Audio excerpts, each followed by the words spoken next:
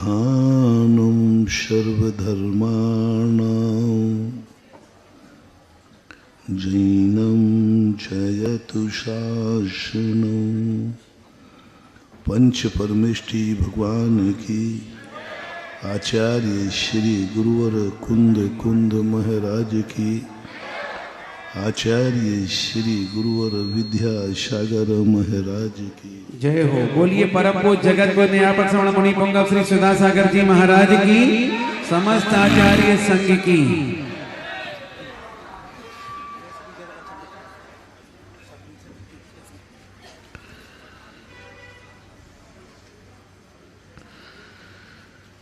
गतिमान होने के लिए हमें स्वयं की ऐसी शक्ति जागृत करना होगी जो स्वयं अपने आप में वस्तु गतिमान होती रहे। शुद्ध दशा और सिद्ध दशा की परिणति ऐसी होती है जिसे हमारे शास्त्रों में लिखा है, परम पारणामिक भाव। परिणमन तो है लेकिन स्वता है। परम पारणामिक भाव उसे कहते हैं जिसमें पर की अपेक्षा नहीं होती है, स्वयं प्रकट होता है, दूसरे निमित्त मिलाए नहीं जाते, वो अपने आप मिलते हैं। और एक बार परम पारणामिक भाव प्रकट हो जाता है फिर उसे किसी भी पर की जरूरत नहीं पड़ती। जैन दर्शन सारे दर्शनों से यहीं पर एक कदम आगे जाता है। सारे दुनिया के दार्शनिक अपनी गति, अपना अंत भगवान में विलय कर देते हैं, भगवान के सहारे हो जाते हैं। और जैन दर्शन का अंत भगवान के सहारे नहीं, वहाँ अंत में भगवान का सहारा है। और जैन दर्शन प्रारंभ में भगवान का सहारा लेता है, अंत में स्वयं भगवान बन जाता है। स्वयं भगवान। ये शक्ति दुनिया के किसी दर्शनकार ने नहीं खोज पाया। दुनिया के जितने भी विचारक हैं, जितने भी साधक हैं, अधिक तक भगवान तक पहुंचने की सोचते हैं। हम भगवान तक पहुंच जाएं, भगवान में विलय को प्राप्त हो जाएं, भगवान की शरण प्राप्त कर लें, इससे ज़्यादा कोई खोज नहीं पाया। जैन दर्शन ने जहाँ दुनिया की खोज खत्म हुई, वहाँ अंतिम सीढ़ी है भगवान को प्राप्त कर लेना। और जैन दर्शन की प्रथम सीढ़ी है भगवान को प्राप्त कर लेना। बहुत बड़ी बात है महात्मा। वहाँ अंतिम सीढ़ी है भगवान मिल जाए, बस भगवान को पहचान लो, भगवान के सहारे हो जाओ, भगवान में विलय हो जाओ, भगवानमय हो जाओ। ये उनकी अंतिम सीढ़ी, वही उनका मोक्ष है। और जैन दर्शन की ये पहली सीढ़ी है कि तुम भगवान को पहचानो, भगवान में एकत्व की स्थापना करो। अंतिम सीढ़ी तो यहाँ की भगवान को प्राप्त करना नहीं है, भगवान बन जाना है। जैन दर्शन में ही मात्र भगवान बनने की शक्ति खोज की गई। किसी भी दर्शन में भगवान बनने की शक्ति नहीं खोजी। ये रसायन, ये प्रक्रिया, मैंने सभी दर्शनों को देखा। कोई भी दर्शनकार कितनी भी साधना तपस्या कर ले, भगवान बनने की विधि है ही नहीं। क्योंकि अद्वैतवाद में भगवान और भक्त की स्थिति बनती नहीं। मां जैन दर्शन की खोज थी, जो भक्त ही नहीं भगवान भी बना सकता है, बनाता है। आज ये पंच कल्याणक भक्ति की रही, भक्त से भगवान कैसे बने जाते हैं। एक संसार की तरह से व्यक्ति जन्मता है और कैसे जीवन का अंत भगवान के रूप में बनता है। एक बालक जन्मा, पालने में खेला, बालकों के साथ खेला, आज राजगद्दी पर बैठेगा, लेकिन यही आत्मा आगे जाकर के भगवान का रूप धारण कर लेगी। कैसी प्रक्रिया, कैसा विकासवाद। जैन पुराणों को पढ़ने के बाद हौसला बुलंद होता है। यदि तुमसे कहा जाए कि तुम सदा ही बेटे रहोगे, तुम बाप कभी नहीं बन पाओगे, कैसा लगा? बेटा तो तुम रहोगे जिंदगी भर, क्योंकि बेटा तो तुम हो चुके। तुम सब लोग बेटा होगे नहीं, वो तो हो चुके।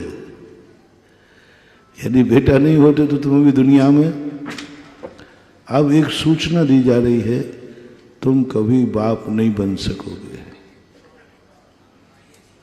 तुम बेटी तो बन सकोगी, वो तो बन गई, लेकिन मां नहीं बन पाओगे।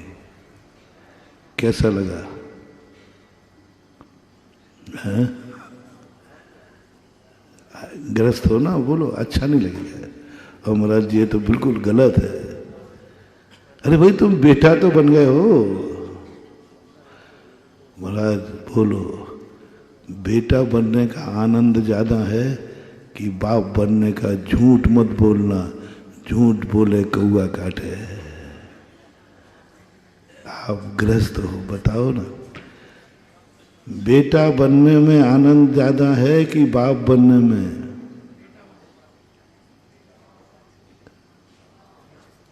थोड़ा बोले नहीं।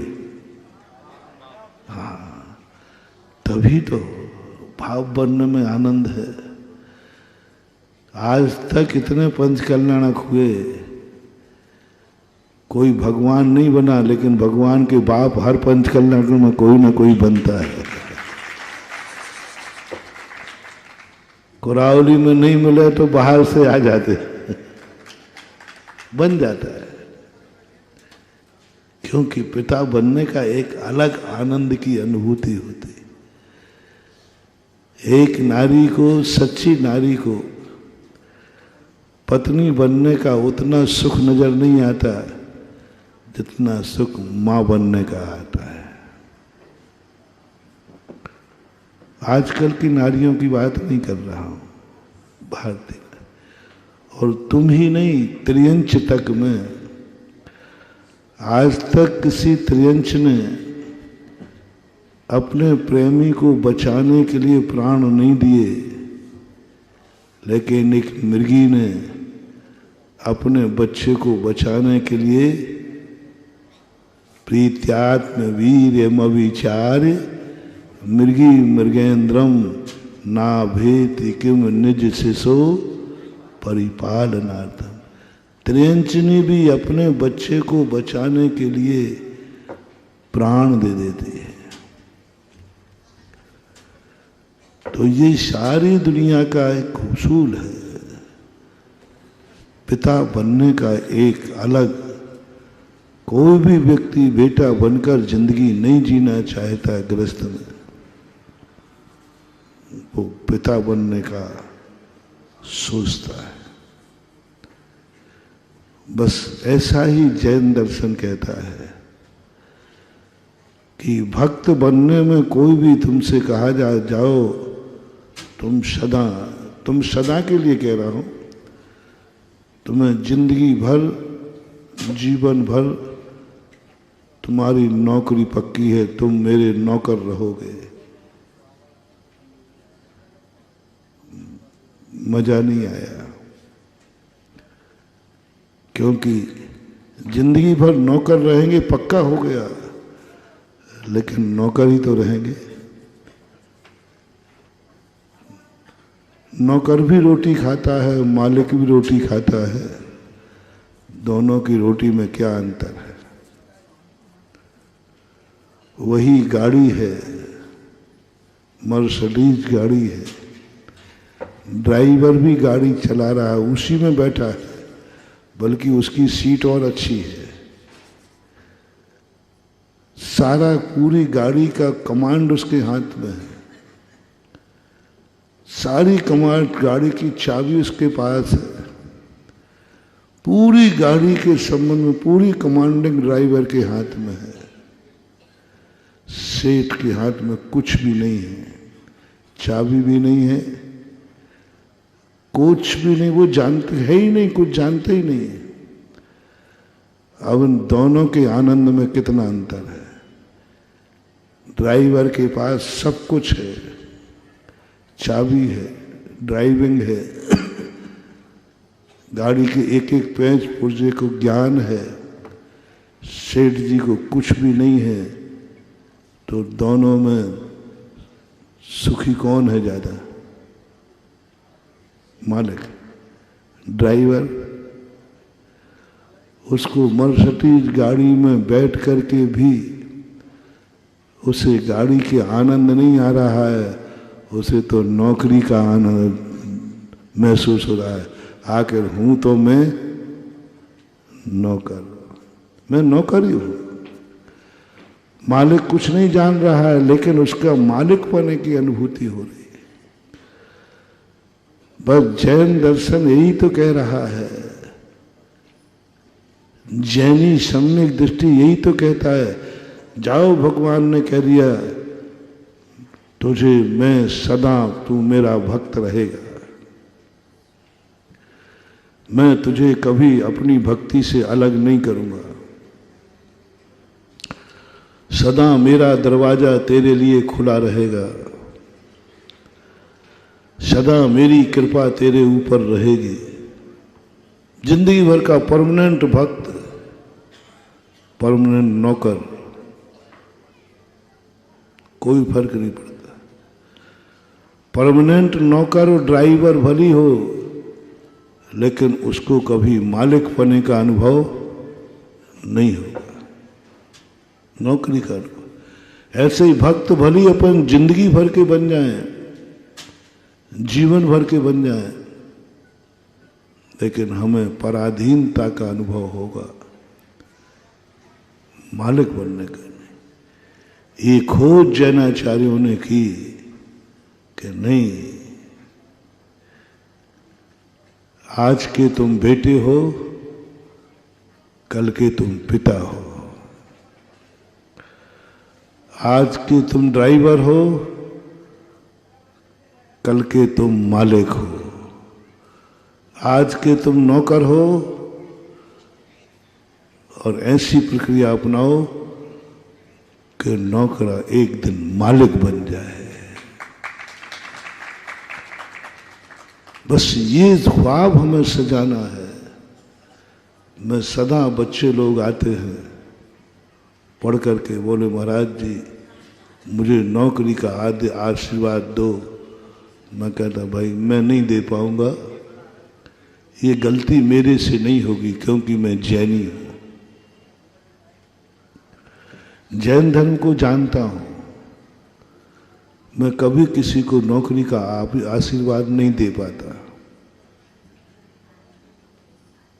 हाथ उठा देता हूं, खुशी नहीं होती, आनंद नहीं आता। लोग कहते हैं महाराज आपके आशीर्वाद से नौकरी लग चुकी है और परमानेंट हो गई। वो पट्टा खुश है और मैं दुखी हूं। आखिर मेरे आशीर्वाद ने क्या चमत्कार, मुझे इस आशीर्वाद पर अच्छा नहीं लगता। तुम लोग कहते महाराज जी आपके आशीर्वाद से मैं इंटरव्यू देने गया, पास हो गया, नौकरी लगी, मेरी लगी। मैं सोचता हूं क्या मेरी साधना, क्या कुछ भी नहीं। आकर भक्त को क्या बना पाया, क्या बना पाया? नौकरी तो बना पाया। ये कोई आशीर्वाद है क्या? ये कोई गुरुत्वपना है क्या? गुरु किस काम का जो मात अपने भक्त को नौकर अकेला बना पाया? गुरु तो वह है जो आज भली नौकर बन, कल वो मालिक बना देगा, उसका नाम गुरु।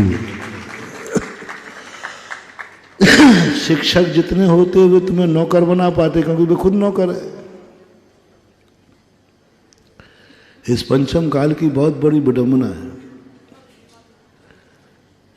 शिक्षक कभी भी अपने व्यक्ति को मालिक नहीं बना पाते, क्योंकि शिक्षक खुद नौकर है। पहले के लोग, पहले के जो पढ़ाने वाले होते थे वो शिक्षक नहीं होते थे, गुरु होते थे। गुरु वो होते हैं जो नौकरी तो कराते हैं लेकिन मालिक बनने के लिए। इसलिए मैं कुछ बच्चों से कहता हूं, जब कोई हमसे महाराज जी हमें, मैंने कहा देख, मुझे खुश देखना चाहता है, मेरे आशीर्वाद में चमत्कार दिखाना चाहता है दुनिया को। यदि तू मेरी महिमा बढ़ाना चाहता है, सच्चा चेला है, तो ले, आज नौकरी का आशीर्वाद ले ले, लेकिन दृष्टि में रखना है कुछ दिन बाद मुझे खुद मालिक बनना है। नौकरी करना चाहिए, दूसरों के अधीन होना चाहिए, दूसरे का सहारा लेना चाहिए, क्योंकि बिना नौकरी के व्यक्ति अनुशासन नहीं सीख पाएगा। पराधीनता बुरी नहीं है, लेकिन पराधीनता जीवन भर के लिए हो जाए, ये अभिशाप कहलाती है। जैनी को नौकरी करना ही नहीं चाहिए, क्योंकि जैन धर्म तुम्हें नौकर नहीं बनाता। जब जैन धर्म भक्त ही नहीं बनाता, भक्त बना करके भगवान बनाता है, यही प्रक्रिया वहां लगाओ ना। भक्त ही नहीं, भक्त बनाकर भगवान बनाता है। इसी प्रकार प्रारंभ में तुम नौकर बनो, लेकिन मरने के पहले पहले मालिक बन करके मरो। भक्त बनकर जन्म लो, भगवान बनकर शरीर छोड़ो। यही जैन धर्म का निर्वाण कहलाता है। यही जैन धर्म का मोक्ष है, यही जैन धर्म का फल है, यही जैन धर्म का। भक्त बनकर के जन्मा, भगवान माँ की गोद में जन्मे, माँ के सहारे से चले, देवताओं ने आके उनकी सारी व्यवस्थाएं की। इनका जन्म पराधीन था। भगवान को जन्म लेने के लिए माँ बाप की शरण लेना पड़े, माँ बाप के अधीन था, पराधीन हुए। पराधीन होना कोई बुरी चीज नहीं है, बल्कि प्रारंभ में पराधीन हुए बिना व्यक्ति कभी ऊंचाई को नहीं पहुंचेगा। लेकिन अंत में मरने के पहले पहले पराधीन नहीं, स्वाधीन होना चाहिए। एक मानव बन के जन्मे महावीर और भगवान बनकर दुनिया से जाएंगे। एक नौकर बन के जन्मे तुम नौकरी करो, लेकिन दृष्टि में रखो मैं एक दिन मालिक बनूंगा, एक दिन मैं मालिक बनूंगा। नौकर बनने में तृप्ति मत करो, चाहे भली कितनी बड़ी नौकरी क्यों ना हो, कलेक्टर हो, ऑफिसर हो, क्योंकि नौकर व्यक्ति अपने बेटे को वसीयत में कुछ नहीं दे पाता, कुछ नहीं दे पाता। नौकरी क्यों निषेध की है? आजीविका के साधनों पर ऋषभदेव ने षट कर्म की व्यवस्था की, आज मध्याह्न में दिखाया जाए, उसमें नौकरी नहीं रखी। क्यों नहीं रखी? नौकरी जिंदगी का वो अभिशाप है जो पीढ़ी दर पीढ़ी उसको अभिशाप देती है। बेटा कहता था होगा बाप कलेक्टर, मेरे किस काम का? क्या कलेक्टर का पिता अपने बेटे को कलेक्टर बना सकता है?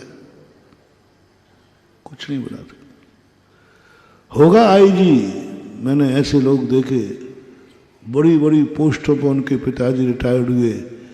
बेटे से पूछा, बेटा तुम बहुत भाग्यशाली हो कि तुम आईजी के बेटे हो, कलेक्टर के बेटे हो।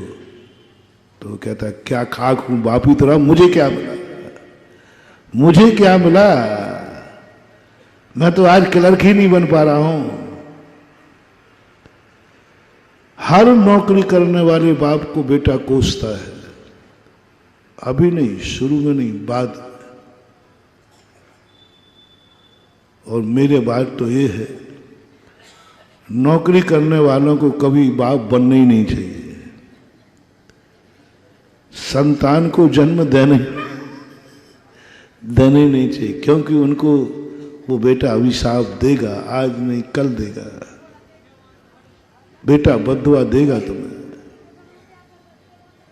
मेरे बाप ने क्या दिया? कुछ भी तो नहीं दिया। था कलेक्टर, क्या दे दिया? ऋषभदेव ने कहा कि नहीं, बेटा को बाप का अभिशाप, बेटे का अभिशाप बाप को नहीं मिलना चाहिए। और जो सेठ होता है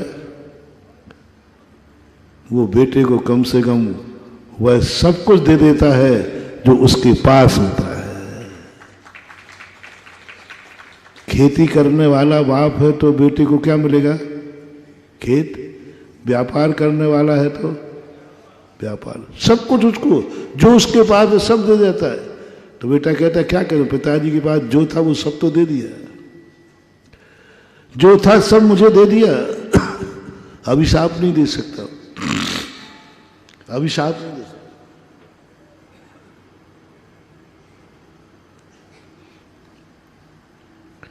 तुम्हारे पिता के पास सब कुछ हो और वो तुम्हें कुछ भी ना दे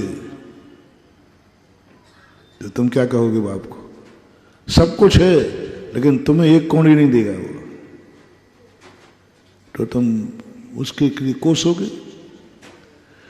इसी प्रकार नौकरी वाला बाप भले कलेक्टर है लेकिन बेटे को कुछ नहीं दे पाएगा तो वो कोसेगा। जब जब लोग कहेंगे तेरा बाप कलेक्टर था, तब तक बेटा कहेगा कि मुझे क्या मिला, बेइज्जती और मिली, बाप कलेक्टर बेटा क्लर्क है, इससे अच्छा तो ये बाप मुझे जन्म न देता तो अच्छा था। नौकरों के बेटे हमेशा बद्दुआ देते हैं बाप को, कभी उनके अच्छे भाव नहीं होते। इसलिए सेठ बनो। छोटी सी दुकान है, छोटा सा व्यापार है, छोटी सी दुकान, छोटा सा व्यापार, लेकिन तुम उसके मालिक हो। और बेटे को जब 13वें दिन मरोगे तो वसीयत देना पड़ती है कि आज से मैं मालिक था, आज से अब कलेक्टर मरा तो वसीयत दो, आज से मैं कलेक्टर था, कल से मेरी गद्दी पर बेटा बैठेगा। क्या कलेक्टर कर सकता है? 13वां खत्म हो गया, नौकर वाले के पगड़ी की रस्म बेकार। नौकरी करने वाला बाप मरेगा, पगड़ी की रस्म बेकार, क्या देगा? पगड़ी की रस्म का अर्थ होता था जिस गादी पर आज तक मैं बैठता था वो गादी आज से मेरा बेटा संभालेगा। लेकिन इस नौकरी के युग में गद्दी खत्म हो गई। अब क्या कलेक्टर अपनी बस पगड़ी बांधे, क्या पगड़ी की रस्म करे कि आज से मैं कलेक्टर था, अब मेरा बेटा कलेक्टर बनेगा? नहीं कर सकता। पगड़ी की रस्म खत्म। क्या मिला उसको? वो गद्दी। कम से कम पिताओं को ये सोचना है। ठीक है, नौकरी करने में मना नहीं कर रहा हूं, लेकिन नौकरी कुछ समय के लिए करना, बाप बनने तक करना, चलो कोई बात नहीं। मरने के पहले पहले सेठ बन करके मरना, जिससे बेटे को गद्दी दे सको। बेटा, मैं अपनी गद्दी तुझे दे रहा हूं। गादी चाहिए संतान को, वसीयत चाहिए संतान को, पगड़ी चाहिए संतान को। जो पिता अपने बेटे को गद्दी दे के जाता है, उस पिता को अपनी पीढ़ी दर पीढ़ी का वरदान मिलता है। पिता जिस गद्दी पर बैठे, छोटी सी दुकान थी, परचूनी की सही, सब्जी की सही, सब्जी का हाथ ठेला लगाने वाला व्यक्ति पिता जिंदगी भर लगाता रहा और वही ठेला बेटे को छोड़ गया। कम से कम बेटे को ये गर्व होगा, ये वही ठेला है जिस ठेले को मेरे पिताजी ने चलाया है। अब नौकरी वाला बेटा क्या कहे, यह वही क्लर्कगिरी है जिस पर कल बाप बैठा था। कुछ नहीं है, खत्म। इसलिए जितने नौकरी करने वाले हो, आज भगवान राज गद्दी पर बैठ रहे हैं। नौकरी का निषेध करेंगे, नौकरी करना है, मजबूरी में करो। और बस पूरी नौकरी करते करते एक दिन वो भाव करो कि गद्दी कौन सी है, मालिक बनो। यदि नौकरी करना ही तुम्हारी नियत है, शौक है, बनना चाहिए IAS ऑफिसर, आदि मैं भी प्रोत्साहन देता हूं, लेकिन साइड में कोई धंधा जरूर चालू रखना बेटे के लिए। तुम्हारे लिए क्या? तुम तो IAS ऑफिसर बन गए, तुम्हारी जिंदगी के लिए नहीं कह रहा हूं, तुम्हारी जिंदगी के लिए तुम IAS ऑफिसर बन गए, कलेक्टर बन गए, लेकिन एक साइड में बिजनेस जरूर करना बेटे के लिए। जब मरूंगा तो बेटे को ये गद्दी दूंगा, न कलेक्टर की भी मेरे साथ जाएगी। नौकरी मैं अपने लिए कर रहा हूं, पीढ़ी के लिए नहीं, अपने लिए कर रहा हूं। एक कार्य अपने लिए किया जाता है, एक कार्य बेटे के लिए किया जाता है। आप ग्रस्त हैं, सब कुछ अपने के लिए नहीं। आप साधु नहीं हैं। साधु जो कुछ करता है अपने लिए करता है। तुम ग्रस्त हो, तुम्हें सब कुछ अपने लिए ही नहीं करना। तुम्हारा सुख तुम्हारे से ही नहीं है। तुम सुखी हो, परिवार दुखी है, तुम सुखी नहीं रह पाओगे। तुम्हारे हाथ में रोटी है, परिवार भूखा है, तुम रोटी नहीं खा पाओगे। तुम्हारी जिंदगी में कोई कष्ट नहीं है, लेकिन बेटे के आंख में आंसू है, तुम्हारी आंख भी गीली हुए बिना नहीं रहेगी। क्यों रो रहे भाई, क्या तकलीफ है? बोले मुझे तो कोई तकलीफ नहीं, मेरा बेटा तकलीफ में है। बोलो बेटे की तकलीफ से तुम्हारी आंख में आंसू आ सकता है कि नहीं? तुम्हें कोई तकलीफ नहीं है, तुम्हारे लिए कोई तकलीफ, घर का कोई व्यक्ति तकलीफ में। तुम्हें अच्छी नींद आ रही है, लेकिन घर के व्यक्ति की नींद हराम हो रही है, तुम सो पाओगे? नहीं सो पाओगे। गृहस्थी बहुत कठिन है। पूरा परिवार सुखी रहे तब तुम्हें सुख की चैन ले पाओगे। पूरी परिवार को नींद आवे तब तुम नींद ले पाओगे। परिवार का एक व्यक्ति भी दुखी है तो तुम्हारा सुख सब दुख में बदल जाता है। एक व्यक्ति सुखी है, रिश्तेदार की खबर आ जाए तो तुम दुखी हो जाओ। तुम अच्छी तरह सो रहे थे, नींद भी आ रही थी, उसी समय फोन आ गया किसी रिश्तेदार का। अब बोलो नींद खराब होगी कि नहीं? सब कुछ खराब। खाने बैठे हो, तुम खा रहे हो, भोजन भी ठीक है, सब सही है, किसी की खबर आ गई, गले से गिलास नीचे नहीं उतरता। क्या बात है भाई, तकलीफ क्या है? बोले अभी फोन आ गया, फलाने रिश्तेदार में ही हो गया। यानी कितना पुण्य चाहिए तुम्हें? हमें तो इतना ही पुण्य चाहिए कि मैं सुखी रहूं, तुम्हें तो इतना पुण्य चाहिए कि पूरा परिवार सुखी रहे, तब तुम सुखी रह पाओगे।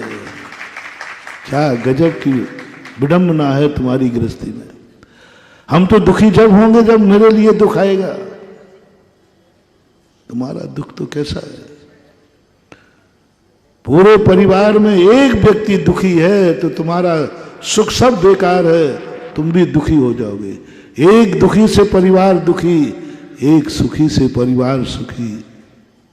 पूरा परिवार सुखी तब एक सुखी, और एक दुखी पूरा परिवार दुखी। दोनों तरफ लगाना। पूरा परिवार सुखी है, एक दुखी है, तो पूरा परिवार क्या हो गया? दुखी हो गया पूरा परिवार। और पूरा परिवार, और एक सुखी है, पूरा परिवार दुखी है तो भी, यानी तुम्हारे पास दुख और सुख दोनों तुम्हारे हाथ में नहीं है। तुम कितने ही पुण्य कमा लेना अपने सुखी बनाने का, जरूर नहीं कि तुम सुखी रह पाओगे, क्योंकि परिवार में कोई दुखी है। ऐसी स्थिति को आपको कितने क्वालिटी का पुण्य चाहिए, कितनी क्वालिटी का पुण्य चाहिए कि आने वाले वाला भी सुखी रहे। साधारण मत समझो महानुभाव, माता पिता बनना। एक बार मैंने 8 दिन प्रवचन दिए थे, माता पिता बनना कितना खतरनाक है, कितना अभिशाप है। बेटे को तुमने जन्म दिया लेकिन उसको सुख नहीं दे पाए, उसको वह नहीं दे पाए जो तुम्हारे पास था। बहुत खतरनाक अभिशाप लगता है। तुम तो कलेक्टर बन गए, तुम तो ऑफिसर बन गए, बेटे का क्या होगा? उसको क्या दे पाओगे तुम? ये पहले सोच लेना, पहले सोच लेना। पिता बनने के पहले, मां बनने के पहले सोचना कि हम बेटे को क्या दे पाएंगे, हमारे पास क्या है जो मैं दे सकता हूं। जन्म नहीं, जन्म तो पशु भी दे देता है, जन्म तो पापी भी दे देता है, जन्म तो बलात्कारी भी दे देता है। देखो मतलब जीवन हम क्या दे पाएंगे इसके बाद? मेरे पास है क्या? पूज्यवर जिनसेन स्वामी महापुराण। सबसे पहले मां बनने के पहले, पिता बनने के पहले दोनों को सोचना है कि बेटे को हम क्या दे पाएंगे, क्या है तुम्हारे पास, क्या है। बाहर से अंदर से चलो, बाहर से कितना धन दौलत है तुम्हारे पास, क्या व्यापार है तुम्हारे पास, क्या संस्कार है तुम्हारे पास, क्या ज्ञान है तुम्हारे पास, बेटे के लिए कितना है, क्या है तुम्हारे पास देने लायक जो तुम बेटे को दोगे। गरीबी, नौकरी, फक्कड़, जो अपने बेटे को कुछ नहीं दे पाता वो इतना ही बड़ा पापी है कि बेटे को जन्म देने के बाद सड़क पर फेंक दिया चला गया। लावारिस, दुनिया उसे लावारिस कह रही है। मैं क्या करूं, जन्म दिया, हो गया जन्म, पालन पोषण नहीं किया उसका, छोड़ दिया। ऐसे ही तुमने बेटे को जन्म दिया, लेकिन उसके लिए क्या दिया तुमने, क्या जोड़ा है तुमने, क्या दे पाओगे तुम उसको?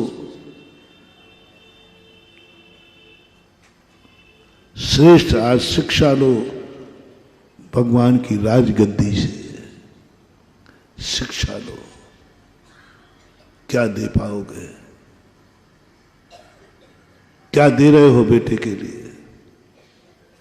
सर्वोत्कृष्ट यही है, जो तुम हो बेटा तुम्हारी 2 कॉपी होना चाहिए, 2 कॉपी। उसका सोच, उसका संस्कार, उसका ज्ञान, उसका आचार, उसका विचार 2 कॉपी होना चाहिए। और हर बेटे को यह सोचना है, क्या तुम पिता की 2 कॉपी बन सकते हो? हर पिता को सोचना है, क्या बेटा मेरी 2 कॉपी बनेगा? यह है पीढ़ी, यह है संतति। तुम्हारी उच्च कुल क्यों है? कि तुम उच्च हो इसलिए नहीं, तुम उच्च कुल में जन्मे थे तो बेटे को भी उच्च कुल में जन्म देना है। तुम एक अच्छे घर में जन्मे थे तो बेटा भी अच्छे घर में जन्मे। तुम्हारे पिता अच्छे थे तो तुम भी अच्छे पिता बनना। यह है कुल परंपरा। तुम्हारे पूर्वज कैसे थे बोलो?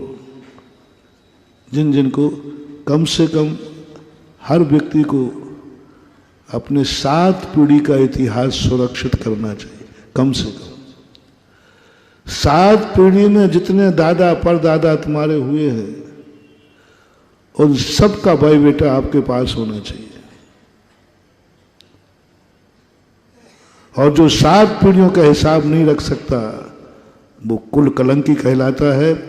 उसे आगे संसार बढ़ाने का, संतान पैदा करने का अधिकार नहीं है, और करता है तो पापी है, करता है तो पशु है, करता है तो पाप को बंद कर रहा है। 7 पीढ़ी कम से कम, इससे ज्यादा हो बेटर है। पहले जब कोई राजगद्दी पर बैठता था, पीढ़ियों पर, एक पिक्चर देखी होगी आप लोगों ने, सीरियल मुझे सुनाया गया था, विक्रमादित्य का या राजा भोज का। सिंहासन में 16 पुतलियां होती हैं। एक एक पुतली बोलती है, तुम सिंहासन पर बैठ रहे हो राजगद्दी पर, इस सिंहासन पर ऐसे राजा बैठ चुके हैं, क्या तुम ऐसे हो? मुझे सुनाया था, सीरियल था कोई। राजा कहता मैं सोचता हूं मैं ऐसा हूं कि नहीं। दूसरे दिन दूसरी पुतली पूछती है, इस सिंहासन पर ऐसे ऐसे राजा बैठ चुके हैं, क्या ये गुण तुम्हारे में है? 16 पुतलियों ने 16 बकरा, क्या तुम ऐसे हो?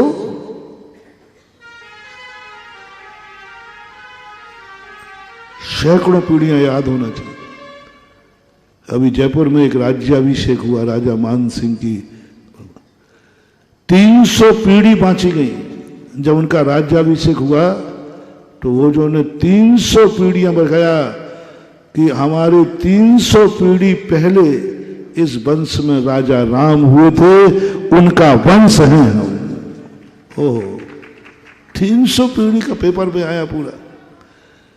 300वीं पीढ़ी का राज्याभिषेक था। कितनी पीढ़ी का? 300वीं पीढ़ी। अब 300वीं पीढ़ी लगाई तो कुछ तो हिसाब आया। 300 कब आएगा? जब एक आएगा। एक आएगा तब तो 300 आएगा। तो उन्होंने एक किसको माना? रामचंद्र को। और कहा गया सोच लो, ये वंश, ये अंश, ये खून, ये गद्दी, इस गद्दी पर एक दिन राजा राम बैठे थे। क्या तुम ऐसे हो? अब राजा राम की गद्दी पर बैठते ही, नाम मिलते ही थोड़े परिणाम बिगड़े भी तो हिल जाएगा व्यक्ति, अरे मैं किस गद्दी पर बैठा हूं। आप गृहस्थों के लिए जितना बड़ा आदमी हो उतनी ही उसको पीढ़ियां याद रहना चाहिए। राजा को सैकड़ों पीढ़ियां याद रहना चाहिए कि सिंहासन पर कैसे कैसे राजा बैठे हैं। लेकिन तुम राजा नहीं हो, तुम प्रजा हो, जनता हो। तुम्हें 7 पीढ़ी का ज्ञान हर जैनी को होना चाहिए। 7 पीढ़ी माता के पक्ष की, 7 पीढ़ी पिता के पक्ष की। ननिहाल की 7 पीढ़ी का पता होना चाहिए। तुम्हारी माँ जिस कुल से आई है, उसकी माँ कहाँ से आई थी, उसकी माँ कहाँ से आई थी, उसकी माँ कहाँ से आई थी, उसकी माँ कहाँ से आई थी। मामा शादियों में पहले मामा नानाओं का, पीहर का भी संयोग होते थे, कुछ दस्तूर होते थे जो मामा ही करता है। ममेरा भाई कोई सामान भी लाते हैं तो कुछ पद ऐसे होते हैं जिनको अलग से लाना पड़ता है। मायरा, मायरा, मामा के यहाँ का आने वाला मायरा। क्यों भाई, और कोई क्यों नहीं रह सकता मायरा? ये मायरा बता रहा है कि हम कुछ लेके आए हैं, मेरा भांजा जन्मा है, भांजी जन्मी है। 7 पीढ़ी उधर की याद रखो और 7 पीढ़ी पितृपक्ष की याद रखो। इन 7 पीढ़ियों के संस्कार, 7 पीढ़ियों में लोग कैसे कैसे रहे हैं, उनका हिसाब बेटे को बताओ। मेरे दादा पिता कैसे थे, उनके दादा कैसे थे, 7 पीढ़ी। महाराज आप कौन से जमाने की बात कर रहे हैं पता नहीं। आज तो हमें दादा ही का पता नहीं कि दादा थे या नहीं थे। हम आज का मूर्ख तो बाप को ही भूल जाता है, और हम कहाँ ले जा रहे हैं तुम्हें। अब क्या करें, ये आज का सिंहासन ही उस पीढ़ी का है जिसमें सैकड़ों पीढ़ियां याद रखी जाती है, जो वसीयत में देते हैं। और बेटे से कहा जाता, बेटा हम इस वंश में तुझे जन्म दिया है, ऐसे ऐसे पिता हो चुके हैं, क्या तुम वैसे हो? चलो जिस जिसको अपने अपने पिता पीढ़ी याद हो, चलो मैं थोड़ा कंसेशन करता हूं। जिस जिसको जो पीढ़ी याद हो, कितनी पीढ़ी याद है बाबू तो बता दे सब। उनको 5 पीढ़ी। कितनी पीढ़ी याद है? दादाजी के याद आना, जो नाम भी पता भी उनकी भी दी। 4 पीढ़ी है तारा, 5 पीढ़ी। 5 पीढ़ी के दादा का नाम पता है, दादाजी के नाम पता है, वो कैसा करते थे, कैसा सुबह कब उठते थे, क्या खाते थे, क्या धंधा करते थे। अरे नाम अकेले से क्या, अरे पागल कहीं का, नाम अकेले से क्या होने वाला नाम तो तू कहीं भी पूछ लेगा। पूरी दैनंदिनी आपको जिस पीढ़ी का नाम याद हो, उस पीढ़ी की आपके, चलो जिस जिसको जो जो याद हो, उस पीढ़ी के उन दादाजी की 24 घंटे की चर्या क्या थी, कैसे बचपन गुजारा, कैसे जवानी गुजारी, कैसे आजीविका की, कैसा उन्होंने भोजन किया, कैसे वो उठते थे, बैठते थे, खाते थे, बोलते थे, उनकी समाज में क्या इज्जत थी, और अंत में कैसे मरण को प्राप्त हुए। ये पूरा ब्यौरा आपको किस पीढ़ी का याद है, हम वहां तक ला दिए। चलो पूरी बताना। मान लो आपको 3 पीढ़ी का है, दादाजी का याद है, तो दादाजी के नाम से मतलब नहीं है, दादाजी की 24 घंटे की चर्या क्या थी वो बताना है। तुम्हें यह भी बताना है कि वो क्या खाते थे। ये भी बताना है कि वो क्या खाते थे, ये भी बताना है कि उनके दोस्त यार संगति कैसी थी, वो किनके बीच में उठते बैठते थे, उनके दोस्त कैसे थे, उनके रिश्तेदार कैसे थे, उनका जीवन कैसा था, वो कैसे आजीविका चलाते थे, वो पूरा याद करो, पूरा याद करो, पूरा ज्यों का त्यों, और तुम तुरंत सोचो क्या तुम वैसे हो। यदि हो तो वसीयत तुम्हारे अधिकार है, और यदि तुम नहीं हो तो तुम उस वसीयत के अधिकारी नहीं हो, तुम कुल कलंकी माने जाओगे। क्या वैसे हो? अभी तक नहीं कर पाए तो आज में सारे भारत से, क्योंकि लोग बहुत ठंड है ना, कोहरा है तो यहां तक नहीं आ पाए, लेकिन सब टीवी पे जरूर बैठे होंगे। जो जो सुन रहे हैं कम से कम आज के बाद तो अपनी 24 घंटे की दैनंदिनी, पिताजी जिंदा हो तो वो अपने पिताजी की दैनंदिनी बना करके पोते को, अपने बेटे को दे के जाए कि मेरे पिताजी ऐसे थे और मैं ऐसा हूं।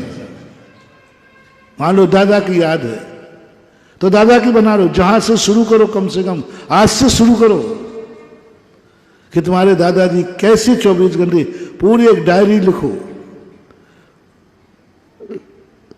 धन दौलत के साथ साथ वो डायरी भी वसीयत में देना, किसको बोलते हैं वंश परंपरा।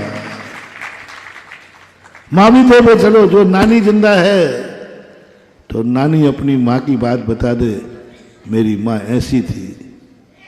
और जब बेटी विदा होवे तो वो डायरी दे दे, वे बेटी जिस वंश में तू जा रही है कल तू भी माँ बनेगी, ले तेरी माँ, माँ की माँ, माँ की माँ कैसी थी एक डायरी में लिखी है, वैसे ही तू ससुराल में जाकर के मैं भी किसी की बेटी थी, मेरी माँ कैसी थी, और आज मैं उस माँ की टू कॉपी हूं। मेरी माँ थी, नानी बोलेगी मेरी माँ थी, और मेरी माँ बिल्कुल जो दिन 24 घंटे की क्रियाएं करती थी, जो नेचर था, टू कॉपी हूं मैं, वैसे ही हूं मैं। ले मैं तुझे डायरी देती हूं, ससुराल में तू जा रही है, मैं भी ससुराल में आई हूं, मेरी टू कॉपी बन करके वहां रहना, मेरे आचार विचार को संभाल के रहना। ये कहलाता है। ये दावा कर सकती है क्या मां? क्या तुम्हारी नानी दावा कर सकती है तुम्हारी मां कि मेरी बेटी ऐसी है जैसी मैं हूं? देख जाके देख लीजिए, जिस प्रकार मैंने इस कुल को संभाला है, आज मेरी बेटी भी उस कुल को संभाल रही है, दोनों में कोई अंतर नहीं आएगा। जैसे फोटोकॉपी होती है, फोटोकॉपी बनना है संस्कारों। एक बार की घटना थी, मंदिर में आप लोगों की महिलाओं की तो आदत ही है, मंदिर में यहाँ वहाँ की बातें नहीं करें तो महिला क्या आएगी। तो ऐसे ही कार्यक्रम चल रहा था और ऐसी महिलाएं अक्सर कर, मैं अपनी जो स्टेज है ना महिलाओं की तरफ नहीं लगवाता। यदि ये लगा भी दें तो मैं कहता हूँ भाई महिलाओं को इधर बैठा लो, पुरुषों को यहाँ बैठा लो, क्योंकि ये कुछ ना कुछ किस किस किए बिना रहेंगे। पर एक दिन ऐसा फंस गया, तो उधर स्टेज लगी थी, महिलाएं ऐसी कुर्सियों बैठी थी। एक महिला पूछा थी, एक महिला से पूछा, भाई जी तुम्हारी बिटिया है सुना है? बोले है। तो कैसी है? अब देखना विधान चल रहा है और सगाई पक्की होने वाली है, गॉड गिफ्ट है इनको, ये सब कर लेती हैं, रिश्तेदारी भी निकाल लेंगे, विधान भी कर लेंगे, महाराज का प्रवचन भी सुन लेंगे, सब कहते गॉड गिफ्ट होती है इनको। अब कायदा से तो मुझे उनको उठाना चाहिए या मुझे उठना चाहिए, लेकिन मुझे थोड़ा सा जो चीज़ मैं नहीं जानता हूँ उसकी जानने की रुचि होती है, जानो तो सही क्या होता है। तो मैंने और कान लगा दिया, देखो क्या जवाब देती है। कैसी है बिटिया? तो मैं उसकी तरफ गौर से दिखाऊं कहीं, देखो जवाब क्या देती है। क्या गजब का जवाब मेरे कानों सुना है। जैसी मैं हूं ऐसे ही मेरी बिटिया है। और मैं एकदम स्तब्ध होकर मैंने आंख खोलकर उसको देखा। मैंने कही इसको शादी करना है बिटिया से और ये कह रही जैसी मैं हूं। ये तो क्या वो बिटिया भी बूढ़ी है क्या?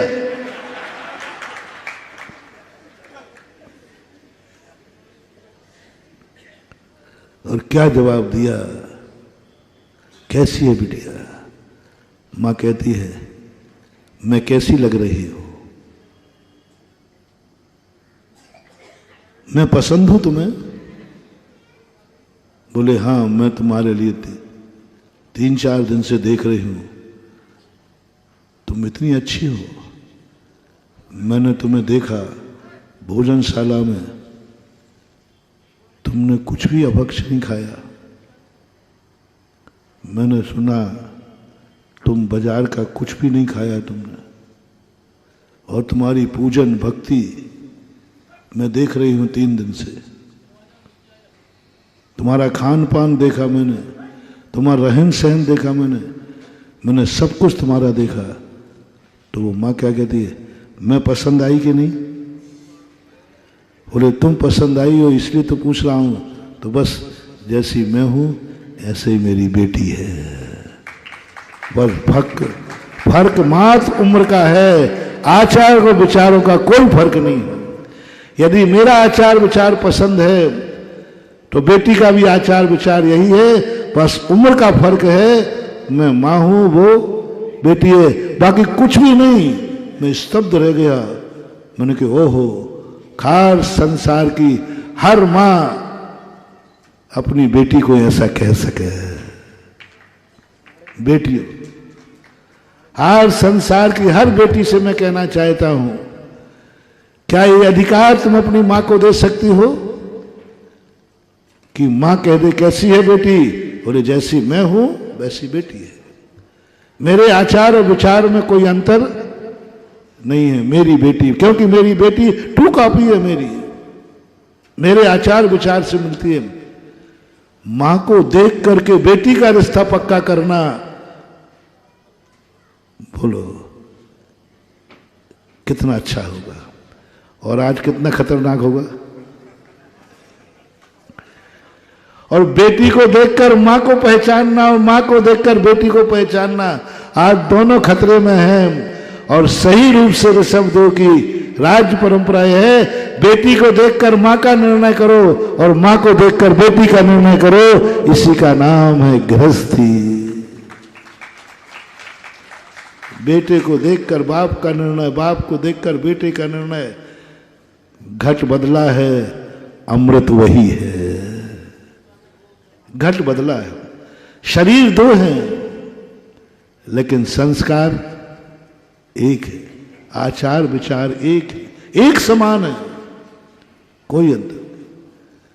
हर बेटे को मेरा कहना है कि अपनी वसीयत, अपने आचार और विचार पूर्वजों से लो। वो तुम्हारे में दिखना चाहिए। लोग तुम्हें देखें और तुम्हारे बाप की याद आ जाए। लोग तुम्हें देखें और तुम्हारे दादा की याद आ जाए। लोग तुम्हें देखें और तुम्हारे 7 पीढ़ी की याद आ जाए, कोई जिंदा हो तो। देवता भी कभी अवध ज्ञान से देखें और इसमें तो कोई अंतर नहीं। तो 7 पीढ़ी पहले दादा के आचार विचार थे, वही बेटे के, कोई अंतर ही नहीं पड़ रहा है। ये कहलाता है वंश, ये कहलाती परंपरा है। आज तो बाप बेटे में ही दोनों खतरनाक है। न बाप बेटी की 2 कॉपी है और न बेटा बाप की 2 कॉपी है। बोलो अंतर है कि नहीं? बाप रात में पानी नहीं पीता और बेटा सुबह शराब से कुल्ला करता है कि नहीं ऐसे?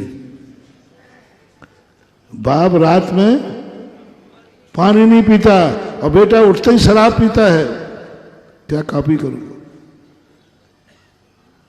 बाप ने कभी रात में पानी नहीं पिया और बेटा रात भर खाता है।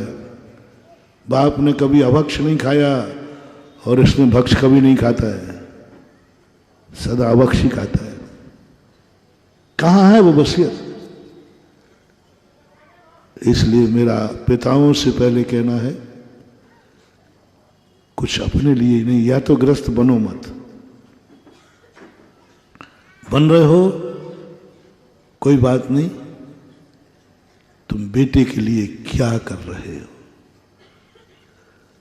तुम गुटखा नहीं छोड़ सकते तो मत छोड़ना। बाप बनने के पहले जितना खाना है खा लेना। अब नहीं खाऊंगा क्योंकि अब मैं पिता बन गया हूं, बेटे को ये जहर देके नहीं जाऊंगा। बेटा संस्कार लेगा, मैं खाता हूं तो वो खाएगा। पिता बनने के पहले आपको हर बुराई को छोड़ना है। लोगों ने पूछा महाराज बड़ों में कौन सी बुराई नहीं होना चाहिए? बहुत एक मोटिवेशन दे रहा हूं छोटा सा। जो कमी तुम अपने छोटों में नहीं देखना चाहते हो, बस वह तुम्हें जिंदगी में नहीं करना, इससे ज्यादा और कुछ नहीं। रिपीट करता हूं, जो बुराई तुम अपने छोटों में नहीं देखना चाहते हो, वो बुराई तुम अपनी जिंदगी से निकाल देना। जाओ, तुम्हें बाप बनने का अधिकार है, तुम्हें वसीयत का अधिकार है, पीढ़ी दर पीढ़ी का तुम्हें कभी अभिशाप नहीं लगेगा। आप बोलो, आप बेटा क्या नहीं चाहते हो? तुम्हारा बेटा कैसा ना हो, क्या क्या दोष ना हो बेटे में। बेटा शराबी हो, ओके करते जाओ। बेटा गुटखा खाने वाला हो, बेटा गाली बकने वाला हो, बेटा बुरे कर्म करने वाला हो, बेटे का मन बुरा हो, बेटे का वचन बुरा हो, बेटे की संगति बुरी हो, बस नोट करते जाना। तुम्हारे लिए नहीं कह रहा हूं, नहीं तुम तो खूब करना बेटा जो करना है। तुम अपने बेटे में क्या क्या दुर्गुण नहीं चाहते हो कि मेरे बेटे में, चलो आज मरु देवी के लल्ला का एक आशीर्वाद तुम्हें दिलाते हैं, तुम्हारा बेटा कैसा हो। कहते ना हर माँ का बेटा कैसा हो, बोलो। हाँ, तो आज तुम्हें बताऊं तुम्हारा बेटा कैसा है, ये तुमसे ही निर्णय मांगता हूं। लेकिन बताओ तुम्हारे बेटे में क्या क्या दुर्गुण नहीं होना चाहिए। चलो आज गारंटी कार्ड दे रहा हूं हर बापों को, जिनके नहीं हुए हैं वो तो और जल्दी कर लें। तुम्हारा बेटा कैसा हो, तुम्हारा बेटा कैसा हो, एक कल्पना करना। मरु देवी ने की थी, ऐसे ही नहीं मिल गया। नाभि राय ने कभी की थी कि कभी मेरा बेटा ऐसा हो। दो दो बेटों को जन्म देने के बाद भी, जो तुम्हारे यहाँ माता पिता बने ना, इनके दो बेटे हैं, इन दोनों बेटे के पाने के बाद भी इनको शांति नहीं मिली। दो बेटों के बाद तो फिर इनको कोई बेटा होना नहीं चाहिए। परिवार नियोजन, दो बेटे के बाद शांति क्यों नहीं मिली इनको? और जितने माता पिता बनते हैं उनकी संतानें होते हैं, उनमें संतोषी क्यों नहीं मिली? क्या कारण है? दो दो बेटे हैं इनके, आराम से शांति से बैठना चाहिए। यहां पैसा और लगा, निछावर राशि देना पड़ी, फिर क्या शौक पड़ा था? क्या शौक पड़ा है तुम लोगों को माता पिता बनने का? तुम्हारे घर में माता पिता तुम बन चुके हो, बेटे हैं। हो क्या दिखा रहे हैं ये माता पिता? हे भगवान, भविष्य इनका बहुत उज्जवल हो रहा है। दो बेटों को जन्म देने के बाद भी अभी इनको संतोषी नहीं। इनको ये संतोषी है, नहीं बेटों को तो जन्म दिया है महाराज, ठीक है वो भी अच्छे हैं, लेकिन मेरी भावना है मेरी गोदी में, मेरी कूख में ऐसा बेटा जन्मे जो सारे जगत का पालनहारा हो, जो जगत का सर्वगुण संपन्न हो। ऐसे बेटे की मैं मां कहलाऊं जिसका नाम भक्तांबर में भी लिखा जाए। स्त्रीणाम शतानि शतसो जनयंति पुत्रान नान्या सुतम तदुपमम जननी प्रसूता। कितनी बड़ी बात है। ये शौक, ये अंदर की आवाज है, ये सम्यक दृष्टि की आवाज है, ये सम्यक ज्ञान की आवाज है, शरीर की आवाज नहीं। शरीर की आवाज, वंश की आवाज, कुल की आवाज में तो 2 बेटे हो चुके हैं, वो तो कुल के बेटे हैं। ये सम्यक दर्शन की आवाज है कि नहीं, एक ऐसी बेटे की मां बनूं जिसको जगत पूजा करे, जगत जननी, सारे जगत की राजमाता बनूं, बेटा त्रिलोकी नाथ बने। ये परिणाम जब आता है मां को, तब तीर्थंकर की मां बनती है। महानुभाव, 100 नारी 100 सुत को जनती रहती 100 ठौर, तुमसे सुत को जनने वाली जननी महती। तारा गण को सर्व दिशाएं धरे नहीं कोई खाली, पूर्व दिशा ही पूर्ण प्रतापी दिनपति को जनने वाली। क्या बात है मानवा, 100 नारियां 100 पुत्रों को जन्म दे दिया, फिर भी संतुष्ट नहीं है। सच्ची मां कौन? किसकी स्त्री पर्याय धन है? स्त्री पर्याय कब धन है? सैकड़ों संतानें हो जाएं तब भी एक ललक बनी रहे, नहीं उसकी मां बनो जो सारे 3 लोक का नाथ बने। ये ललक बनी रहना ही, और यही ललक धीरे धीरे जाकर के इतनी तीव्र हो जाती है कि एक दिन वो सही में तीर्थंकर की मां मणि देवी बन जाती है। मां बनना महत्वपूर्ण नहीं है। किसकी मां? मां बनना महत्वपूर्ण नहीं है। मैंने कहा ना, मां तो कोई भी बन जाएगा, लेकिन किसकी मां बनूं, ये गर्व की बात है। आज जो उनको मां बनने की आनंद की अनुभूति हुई, कल जो मैंने कहा था, वो अनुभूति नहीं हो सकती। कितनी संतान को जन्म दे दो, आज जो अंदर की धर्म की सम्यक दर्शन की भावना ने जिस बेटे को जन्म देने का, स्थापना निक्षेप का इतना आनंद, स्थापना निक्षेप से तीर्थंकर की मां बनने के लिए लोग लाखों रुपया निछावर करने को तैयार है, तो इसी से अंदाज लगाओ साक्षात तीर्थंकर की माता का आनंद क्या होगा। साक्षात तीर्थंकर की माता का आनंद क्या होगा, कैसे आनंद होता है।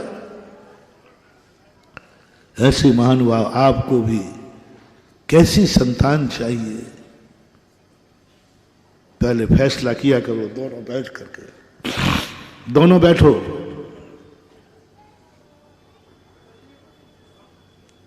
हो सके तो परिवार को बैठा लो, शर्म मत करो। कैसा बेटा आना चाहिए, कैसी बिटिया आना चाहिए, मीटिंग में पास करो। पहले पूरा परिवार बैठो, हो सके रिश्तेदार बैठा लो। कैसा बेटा चाहिए, कैसी बिटिया चाहिए, फैसला करो। बेटा हो तो कैसा हो, बिटिया हो तो कैसी हो, ये निकले लिख के रखो, डायरी में लिख के रखो, हो जाएगा। नीचे 2 लाइन लगाने के बाद नीचे लिख लेना, जो जो तुम जैसा बेटा चाहते हो, आज से तुम वैसे ही बनना शुरू हो जाओ, काम हो जाएगा। जो जो दोष नहीं चाहते हो, वो दोष तुम अपनी जिंदगी में मत करना। मेरे बेटे में ये दुर्गुण नहीं होना चाहिए, नहीं होगा। नियम करो, आज के बाद ये दुर्गुण मेरे में नहीं होगा, क्योंकि मैं बेटे में नहीं चाहता हूं, बस। और एक गुण बेटे में होना चाहिए, आज से मैं ये नियम लेता हूं, मेरा बेटा जन्मे रात में नहीं खावे, मैं नहीं खाऊंगा आज से। 2 कॉफी बनाओ। मैं भगवान के बिना अभिषेक पूजन के भोजन नहीं करूंगा, 2 कॉफी बनाओ, क्योंकि मैं चाहता हूं कि मेरा बेटा भगवान का अभिषेक पूजन करे। वैसे दोस्तों की संगति में ना जाए, तुम भी ऐसे दोस्तों की संगति छोड़ दो। क्योंकि तुमसे कोई कहे भाई तुम क्या कर रहे हो, बोलो मैं बेटा ऐसा चाहता हूं, वैसा ही मैं बनना चाहता हूं, और मैं बनूंगा तो मेरी 2 कॉफी भी बेटा बनेगा, तुम पा जाओगे। तुम रोते हो बेटा ऐसा हो गया, फलाना ऐसा हो गया, तुमने क्या प्रयास किया, तुमने क्या पुरुषार्थ किया? तुम्हारी कूख में बेटा आ गया है या तुमने बुलाया था? आ गया कि बुलाया था? आ गया, बेशरम कहेगा। यहां बुलाया गया था। 6 महीने पहले तारीख निश्चित की गई थी, 6 महीने पहले तैयारी की गई थी। 6 महीने पहले, कल शाम को प्रश्न आया था गर्भ कल्याणक का, 6 महीने पहले तैयारी की गई थी। मेहमान आएगा इस घर में, 6 महीने पहले से तैयारी। पूरी द्वारका को, पूरी अयोध्या को, पूरी अयोध्या में तैयारी। पूरी अयोध्या का देवता लग गए सुधारने के लिए। 56 कुमारियां 6 महीने पहले से आ गई पूरे घर को सुधारने के लिए। 6 महीने पहले से तैयारी, और तारीख निश्चित की गई, इतनी तारीख को इतने बजे इतने सेकंड पर मेहमान आएगा। जैसे आप लोगों को मेहमान आता है आपके घर में, तो आपको टाइम मालूम, इतने बजे ट्रेन आती है, इतने बजे आएंगे, उसी हिसाब से आप तैयारी करते। ऐसे ही बेटा, आज तुम्हारा बेटा है, आने के बाद बेटा बनेगा, आने के पहले वो तुम्हारा मेहमान है। आने के बाद तुम्हारा बेटा है, आते समय तो मेहमान है। मेहमान की क्या तैयारी की तुमने? आ गया कि बुलाया है? तुम्हें पता ही नहीं चला कब आ गया। और इन माता को पता है 6 महीने पहले मेरा लल्ला कब आएगा, और तुम्हें खबर ही नहीं। डॉक्टर ने बताया कि आ गया,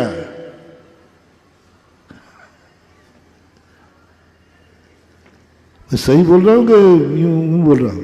थोड़ा हाँ में हाँ मिलाया करो। कुछ बातें हम सुनी सुनाई कह देते। 99% छोकरों का पता नहीं रहता कब आ गए, कब गर्भ में आ गए। सही दंपति वो है जिसको बेटे आने का दिन भी पता है, घंटा भी पता है, सेकंड भी पता है। मेरा बेटा इतने बज के इतने सेकंड पर मेरे घर में आएगा, क्योंकि हमने 6 महीने पहले से तैयारी करके रखी है, और 6 महीने पहले से ही पूरी व्यवस्था बना के रखते। महापुराण जिनसेन स्वामी 2 कॉफी की बात चल रही थी। क्या दोगे तुम्हें? क्या बेटे को तुम देके जाओगे? क्या देके जाओगे? क्या क्या वसीयत में दोगे? क्या तुम्हारे पास है जो तुम देके जाओगे? क्या है तुम्हारे पास? मैंने नौकरी से लेकर के संस्कार तक की पूरी बात कर दी। आज ऋषभ देव ने, ओहो, आज ऋषभ देव ने चक्रवर्ती को पैदा किया, बाहुबली को पैदा किया, 100 पुत्रों को पैदा किया। आज देखना दोपहर में, ये नौकर नहीं है, ये नौकर नहीं है। तीर्थंकर को राजगद्दी पर नहीं बैठना चाहिए, उनको धर्म ध्यान करना चाहिए, उनको जल्दी दीक्षा लेना चाहिए। क्या लेना था राजगद्दी से? लेकिन वो राजगद्दी पर बैठेंगे अपने लिए नहीं, बेटों के लिए। क्योंकि मैं तीर्थंकर बनूंगा, बन के चला जाऊंगा, बेटा तीर्थंकर हो, कोई नियम है क्या? नहीं। अब देख लो, साइड में नौकरी कर रहे हैं। जो मैंने कहा था ना, यदि तुम्हें नौकरी ही करना है, नौकरी ही की है, तो अपने लिए नौकरी करो। लेकिन बेटों के लिए कुछ ना कुछ साइड बिजनेस करो कि बेटा नौकरी के बदले, नौकरी तो तुम्हें नहीं दे पाया, लेकिन मैंने साइड में बिजनेस किया था, मैंने अपने लिए नहीं किया था, तेरे लिए दिया था कि मरने के बाद कम से कम एक गद्दी तो दे के जाऊंगा, ये पकड़ व्यापार की चाबी, मालिक की चाबी पकड़। मैं इस फैक्ट्री का, मैं दुकान का, मैं इस हाथ के ठेले का मालिक हूं। कलेक्टर कौन है? वो तो नौकर है।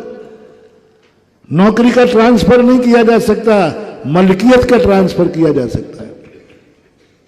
इसलिए हर व्यक्ति को, चाहे भली वो हाथ ठेले का मालिक हो, बाप बनने के पहले मालिक बनना है और मरने के बाद अपने बेटे को मलकियत छोड़ना है। मलकियत, धंधे की मलकियत, मकान अकेला नहीं, आजीविका की मलकियत, कमा सके, साइड में करो। पहली बात तो नौकरी करने के अपेक्षा व्यापार में लाओ। और जब मैं आशीर्वाद देता हूं तो कहता है बेटा कुछ दिन के लिए नौकरी कर ले, लेकिन नौकरी करने के बाद ध्यान में रखना मुझे भी मालिक बनना है। बस नौकरी वालों को 3 मोटिवेशन, पढ़ने के बाद प्रयास करो कि मालिक बनना है, भले छोटा धंधा सही, फिर भी यदि नौकरी करना ही तुम्हारे धंधे के लायक नसीब नहीं है तो कुछ दिन के लिए नौकरी कर लो, अंत में दृष्टि में मालिक बनने का प्रयास करना। ये भी ना कर सको जिंदगी भर में तो एक छोटा सा धंधा जरूर हर नौकर को साइड में करना है। पूछा जाए क्यों? बेटे को मलकियत देने के लिए। कुछ नहीं कर पाएगा बेटा तो ये कर लेगा। दूसरा जो संस्कारों की बात आज हमने कही, ऋषभदेव भी ऐसे चक्कर में पड़ गए क्योंकि वो तीर्थंकर थे और उन्होंने गृहस्थी बसा ली। उन्होंने कहा अब राजगद्दी लेना पड़ेगी।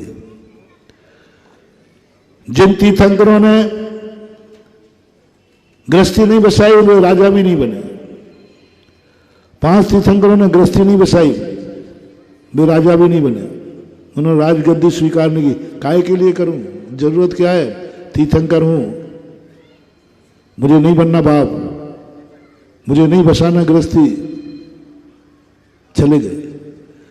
लेकिन गृहस्थी यदि बसा ली है तो तीर्थंकर को राजगद्दी पर बैठना पड़ेगा, क्योंकि तीर्थंकर पद का ट्रांसफर नहीं होता जैसे तुम्हारी नौकरी का ट्रांसफर नहीं होता। ये तीर्थंकर बने, बेटा बने, कोई नियम नहीं है। तो उन्होंने कहा नहीं, तीर्थंकर के साइड में मैं राजगद्दी पर बैठूंगा, अपने लिए नहीं बेटों के लिए बैठूंगा। आज दोपहर में देखना भरत बाहुबली का दृश्य कोई साधन नहीं मान हुआ हो।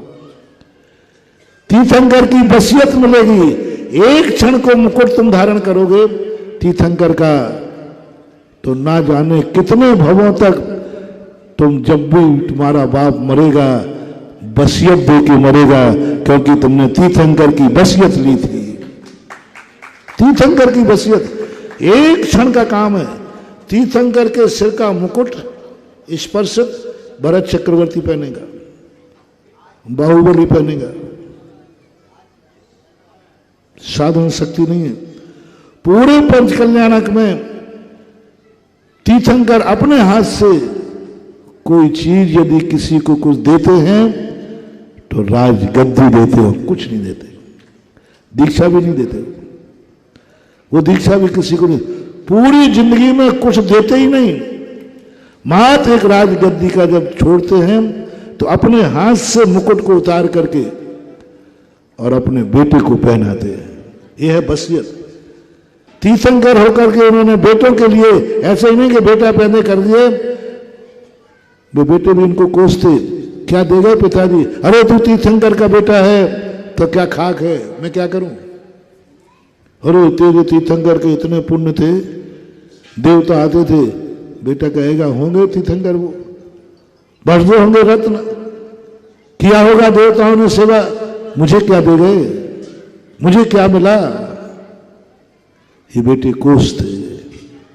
इसलिए तीर्थंकर ने आज राजगद्दी स्वीकार की कि बेटा मुझे कोस ना पाए, जब मैं छोड़ूंगा तो बेटे को अयोध्या का राज्य देके जाऊंगा।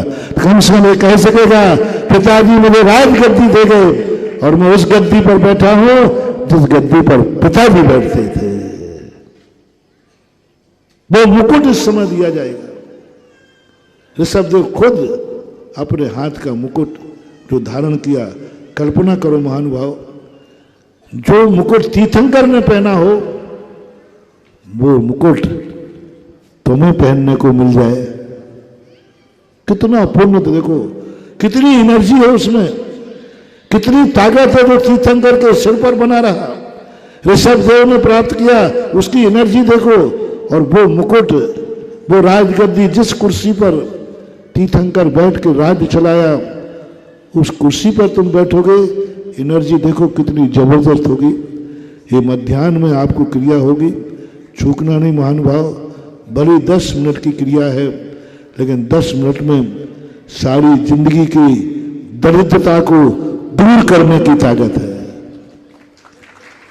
सारी जिंदगी भर की दरिद्रता, जैसे रात भर का अंधेरा सुबह की किरण निकलते ही दूर हो जाता है, ऐसे जन्म जन्म की दरिद्रता, जैसे वो मुकुट तुम सिर पर धारण करोगे, जन्म जन्म की दरिद्रता दूर होगी। और आने आने वाले ना जाने कितने भवों तक तुम्हें कभी दरिद्रता का, गरीबी का मुख नहीं देखना पड़ेगा, क्योंकि तुमने एक बार पंच कल्याणक में तीर्थंकर का मुकुट धारण किया था, उनसे वसीयत प्राप्त की थी। तो इस प्रकार के आज का बहुत अच्छा आपके जीवन का, आपके गृहस्थी के योग प्रवचन हुआ। समझ में आई कुछ? सीधी सीधी हिंदी में हुआ कि विलायती भाषा में हुआ है? तुम्हारी भाषा में समझाया, तुम्हारी गृहस्थी का रूप लेके समझाया, तुम्हारी आपसी का जो व्यवहार हो रहा है और व्यवहार को ध्यान में रख के समझाया। उस चौथे काल की बातें पंचम काल में दिखाना बहुत कठिन होता है, फिर भी मैंने दिखा दी और तुम्हें रास्ता भी बता दिया। महावीर भगवान की जय। परम पूज्य जगतपुर निरापक्ष मुनि पुंगव श्री सुधा सागर जी महाराज की। बंधु, हमें सौभाग्य मिला आज मध्याह्न के दरबार का। सबसे महत्वपूर्ण क्रिया है, दुनिया की दरिद्रता और गरीबी हटाना हो, भरत बाहुबली बन करके आज आदिनाथ भगवान को जब बैराग होगा पूरा राजपाट वो तुम्हें सौंप के जाएंगे। और तुम कहाँ जा रहे हो? कहाँ जा रहे हो भाई साहब? गुरुजी बैठे हैं, कहाँ जा रहे हो? कितनी जल्दी पड़ती है हमको भागने की। जब तक संत आसन नहीं छोड़ते, जब तक हमें अपना आसन नहीं छोड़ना चाहिए। तो मैं आपसे कह रहा हूं कि ऐसा पावन पवित्र दिवस जब आज मध्याह्न में, जब आदिनाथ को बैराग होगा, सुदर्शन नामक पाली पर आरूढ़ होंगे, इसके पूर्व भरत बाहुबली को बुलाएंगे। एक को पौधनपुर का राज मिलेगा, एक को अयोध्या का राजपाट मिलेगा। तो कौन सौभाग्यशाली होगा? जो भरत चक्रवर्ती बनकर के, जिसको 6 खंडों का आधिपत्य रहता है।